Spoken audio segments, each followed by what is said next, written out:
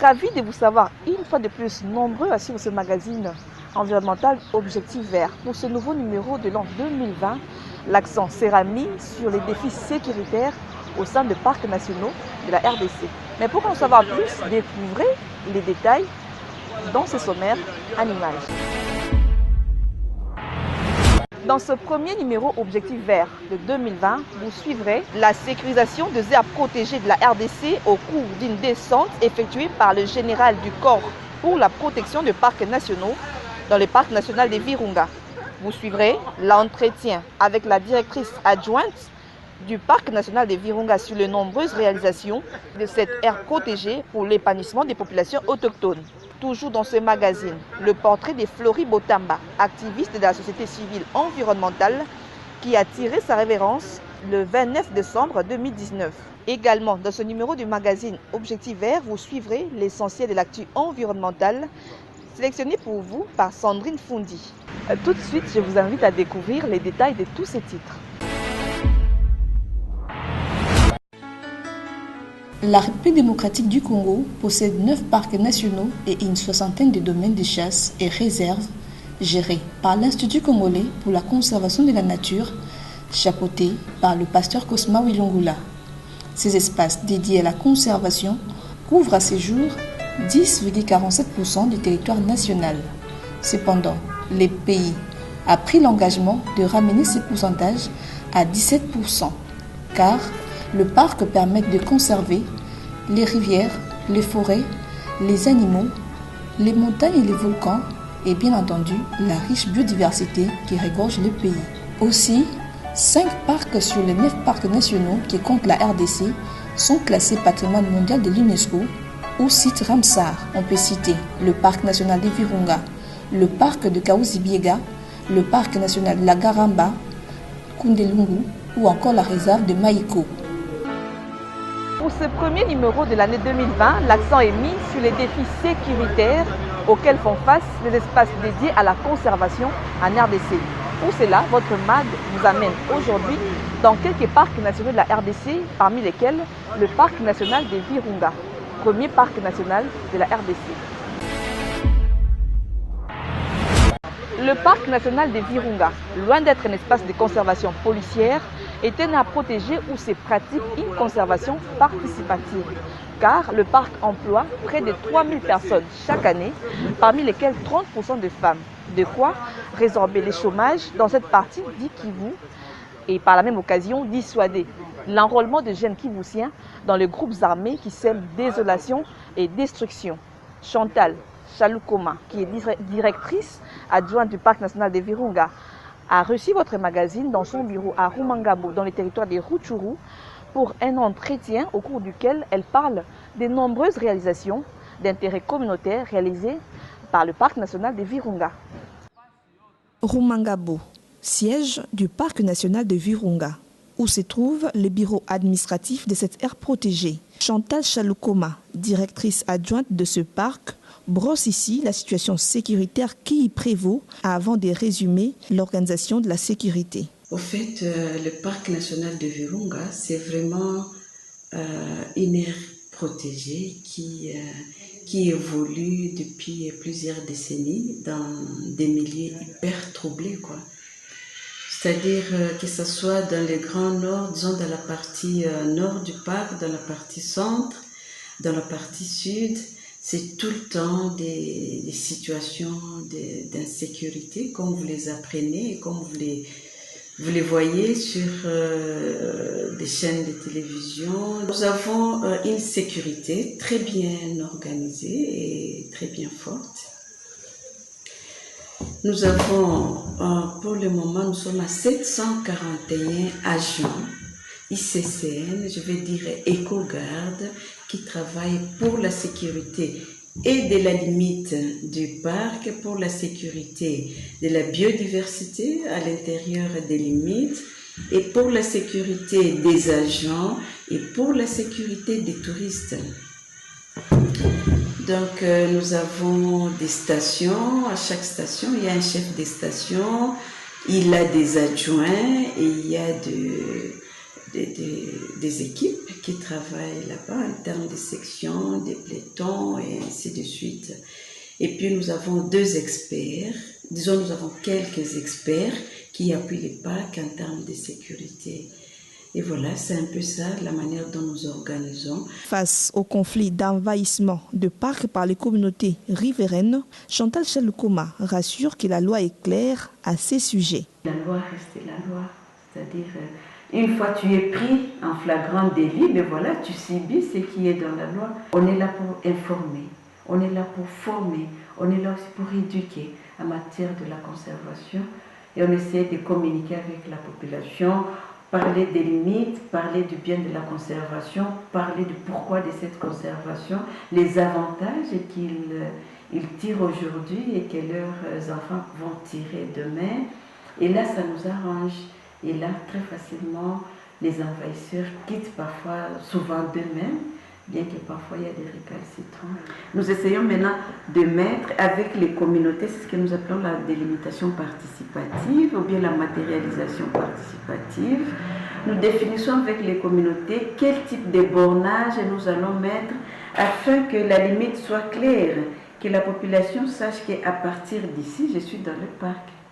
À partir d'ici, je suis dans ma communauté, je suis dans la chefferie. Et cela évite les conflits qu'on appelle parc-population, tout le temps des arrestations, tout le temps de ceci, cela.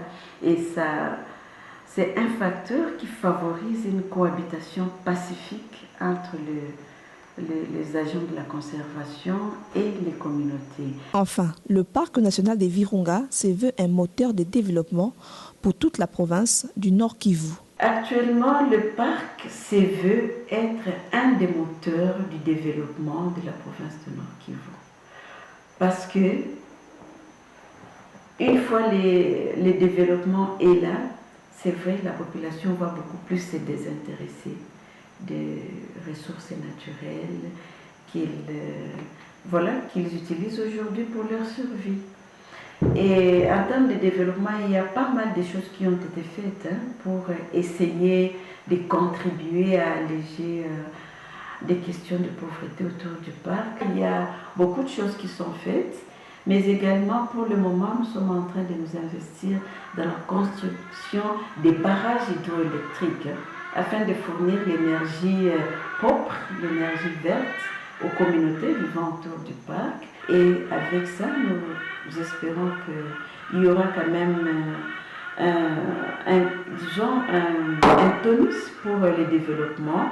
Comme je le disais, tous ces jeunes peuvent avoir trouvé de l'emploi localement. Il y aura la richesse en circulation. Et là, il y aura très peu de bandits sur les chemins. Et on peut espérer vivre en paix, faire la conservation en paix, et la population vivre en paix et en train de trouver le compte pour la survie de leur famille. En effet, nos aires protégées sont à ce jour les cibles privilégiées des groupes armés qui menacent l'intégrité de notre pays et mettent en mal les activités d'intérêt communautaire qui s'y déroulent. D'où l'intérêt du commandant du corps pour la protection des parcs nationaux, dont la mission est de lutter contre le braconnage et toute forme de criminalité faunique et environnementale, d'effectuer des descentes régulières dans ces aires protégées. Le général Aguru Mamba Maurice s'est donc rendu récemment dans le parc national de la Garamba, de Kaouzi-Biega et de Virunga. Votre magazine était dans sa suite.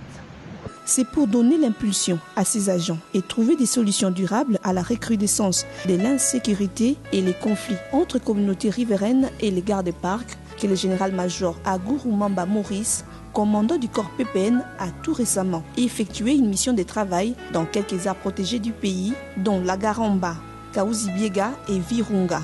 Première étape de sa tournée, le parc national de la Garamba, situé au nord de la RDC, est l'un des plus anciens parcs d'Afrique, avec une superficie de près de 5133 km². Elle abrite une population des éléphants et des girafes menacées malheureusement de braconnage. Au cours de son séjour de travail, le général a rencontré les autorités d'Issiro, les représentants de la société civile, les députés provinciaux, les opérateurs économiques, les gestionnaires du parc et les caucus des députés nationaux du Haut-Ouélé. Avec toutes ces délégations, il a été question de la gestion concertée du parc et de la cohabitation pacifique autour de ces terres protégées.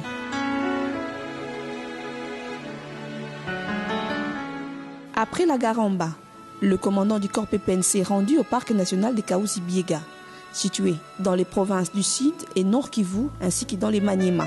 Créée en 1970, cette aire protégée fait partie de la liste du patrimoine mondial de l'UNESCO. Ici, le général Agourou a pris langue avec un échantillon des anciens rebelles des forces démocratiques pour la libération du Rwanda FDLR et l'air dépendant capturés par les forces armées de la République démocratique du Congo. C'est l'objet même de notre visite ici, et ça, c'est de venir nous rendre compte de l'évolution de la situation sécuritaire qui se passe et surtout des opérations qui sont menées ici au Sud Kivu pour ce qui est de l'infiltration de FDLR dans le parc. Nous avons trouvé que le FARDC, les éco-gardes, ils travaillent dans une parfaite collaboration et la situation évolue très positivement. Toutes les dispositions ont été déjà prises et nous pensons que le parc sera préservé. Le parc national des Virunga, troisième étape de la tournée du commandant du corps PPN, premier parc d'Afrique et patrimoine mondial de l'UNESCO, il regorge une biodiversité exceptionnelle phonique et florale, des forêts, de savanes, de marécages en passant par les volcans actifs des Nyiragongo ainsi que les sommets du Rwenzori. Pour cette descente, le numéro 1 du corps pour la protection des parcs nationaux et réserves apparentées a débuté sa visite par la reconnaissance d'une position de FARDC dirigée par le colonel Ochudi avant de se rendre à la station de Mutsora dans le secteur nord du parc. Dès son arrivée, les conservateurs et chefs de ces sites lui a brossé le tableau sécuritaire de sa juridiction. Je dirais, depuis que le corps PPN on a mis à place, le général qui est commandé par le général Agourou, vraiment il nous a aidés à commencer à traquer les différents groupes armés qui se trouvent dans le parc. Parce que vous allez voir que ce sont eux qui sont à la base de la destruction du parc. Et maintenant, depuis qu'il est là, comme ici au secteur nord, on a commencé à traquer les EDF. Et ça, c'est une bonne chose pour nous parce que nous allons contrôler bientôt toute la partie grand nord du parc.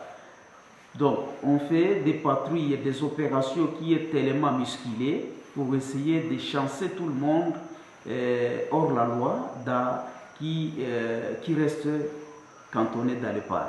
Mais depuis que le général est là, donc il a toutes ces difficultés du parc et il commence à résoudre petit à petit et j'espère que ça va aller avec lui parce que c'est un homme très intelligent.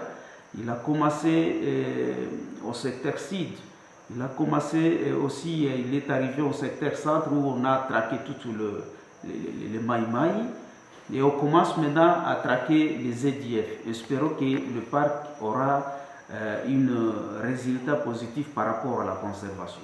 Fort de ces informations, la délégation du corps PPN avait effectué la ronde des différentes réalisations d'intérêt communautaire se trouvant dans le parc national de Virunga. Les convois du général s'est d'abord arrêté pour inspecter les travaux de construction d'un bâtiment devant abriter une chocolaterie, une première dans le pays, ainsi qu'une usine de transformation de chia, une plante importée d'Europe dont les vertus ont été expliquées au général et à sa suite. Outre ces usines, la délégation du corps PPN a visité la centrale et les barrages hydroélectriques de Mutswanga, construits grâce au projet d'électrification rurale financé par le 9e Fonds européen de développement. Centrale qui a permis à la population d'accéder à l'électricité et l'émergence des entreprises locales telles que la savonnerie de la société industrielle et commerciale de Virunga, une entreprise issue d'un partenariat public et privé du parc qui emploie une centaine de Congolais parmi la population riveraine de cette aire protégée. La directrice adjointe du parc a souligné que des actions sont en train d'être menées pour sécuriser les parcs, son personnel, mais également tous les visiteurs. Au cours d'un entretien, le chef des secteurs des Rwenzori, Sindiwa Bobine Vuaka, a rassuré le général que sa communauté est consciente de la loi du 11 février 2014 relative à la conservation de la nature. S'appuyant sur l'article 18 de la loi du 15 juin 2015 portant création du corps PPN, le général Agourou a salué la collaboration qui existe entre l'armée congolaise et son unité. Cela justifie sa présence au siège du chef d'état-major de FARDC à Béni pour solliciter l'implication de l'armée dans la lutte contre l'insécurité dans ces espaces dédiés à la conservation. Après la plaidoirie du commandant du corps PPN, l'armée va accompagner l'Institut congolais pour la conservation de la nature dans la construction de clôtures électriques pour sécuriser le parc national des Virunga. Et dans l'optique de trouver des solutions efficaces et pérennes aux conflits population riveraine et aires protégées, le numéro 1 du corps PPN a initié une rencontre à Goma entre les élus des Rutshuru, des Rwenzori et des Niragongo, ainsi que les responsables du parc national des Virunga, sous sa médiation avec la participation du général Kachale Daniel, sous-chef d'état-major en charge des opérations, et le général Yamba Kabangu, commandant des opérations Sokola 2. Cette rencontre a permis aux uns et aux autres de mettre sur la même longueur d'onde et à sortir des recommandations dont la création d'un cadre de concertation des différentes parties prenantes pouvant permettre d'échanger les informations et faciliter le parachèvement du processus de pacification et de développement de la région du Kivu. Cette réunion importante, sans tabou, et nous sortons vraiment très satisfaits. De bonnes informations, de bonnes décisions sont prises. Nous sommes en train de vouloir encourager le partenariat entre la population et l'ICSN de nature à préserver cette cohabitation parce que c'est pour les progénitifs futurs. Satisfait de ces échanges, le directeur du parc des Virunga a salué cette initiative. Et donc l'objet de la réunion aujourd'hui, c'est de voir en quoi un échange les CCN et les élus peuvent nous permettre de renforcer les bénéfices qui peuvent être tirés du parc national des Virunga. Et on commence à voir ça à travers la relance du tourisme, la construction des centrales hydroélectriques qui se fait maintenant depuis 8 ans et qui apporte la plus grande source d'énergie pour la relance économique dans le Nord Kivu et également toute cette question de transformation agricole qui se fait en aval sur ces centrales hydroélectriques. Donc c'est un renouveau économique très important qui se fait à partir du parc national des Virunga, mais qui ne peut réussir qu'à travers une concertation, un dialogue avec la population, et elle se fait en premier lieu à travers les élus. Pour sa part, le général Agourou Mamba Maurice entend perpétuer ces cadres de concertation afin de consolider les acquis de la pacification des aires protégées sans lesquelles il n'y aura pas de conservation. La RDC s'étant engagée à épargner 17% du territoire national pour la conservation, elle est donc appelée à tenir ses engagements. C'est ici que le corps PPN joue sa partition dans la sécurisation des aires protégées et des ressources naturelles en RDC. Et enfin, Penvi, comme la plupart des aires protégées du pays, est soumis à une forte pression des populations riveraines en raison de l'extrême vulnérabilité de ces populations occasionnée par l'accroissement démographique et la pauvreté. D'où l'intérêt d'un travail de synergie entre parcs nationaux, gouvernements et partenaires au développement pour multiplier des ressources, des sources de revenus issus des produits lignés et non lignés, et cela de manière bien ordonnée pour permettre l'arrêt progressif de la pression sur les parcs afin de préserver les ressources naturelles de la RDC pour les générations futures. Je vous invite à présent à découvrir ces belles images prises dans le parc national des Virunga où se mêlent sérénité et admiration et où la nature vous offre ce qu'elle a de plus beau.